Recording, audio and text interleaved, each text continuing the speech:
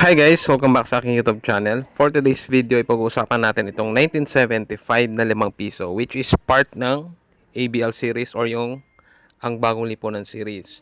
So may mga ibang denomination pa tayo guys na part nitong ABL series pero ang pag-uusapan natin is itong 5 piso. So marami din kasing mga videos na kumakalat regarding this coin na gawa daw po ito sa silver at may malaking value. So ito pong 5 piso ng 1975, ito po yung pinaka-common na year sa lahat po ng ABL series na 5 piso. Ngayon po, may mga commemorative coins po na ABL series which is gawa sa silver. Meron pong ganito which is 50 pesos naman po, no? And yung iba is 25 pesos. Pero kung naghahanap kayo guys ng may value na 5 piso na ganito, hanapin po ninyo is yung 1977. Kasi yung 1977 sa pagkakaalam ko po ay medyo may mataas na value. Nasa around mga 700 po kung maganda-ganda pa yung kondisyon.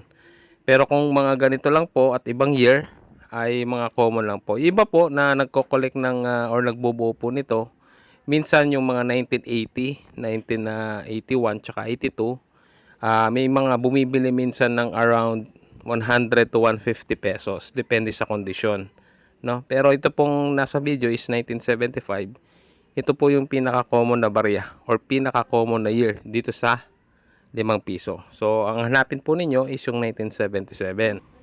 Ito kasing 1975 guys, ito yung pinaka-common na year sa 5 piso.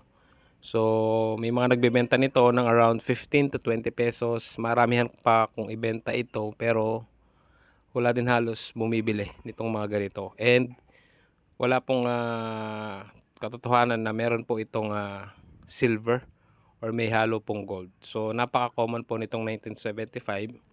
So hanapin po ninyo, inuulit ko yung 1977 which is pwede nyong ibenta ng around 700 pesos kung maganda pa. So yun lang guys, subscribe po kayo dito sa ating YouTube channel.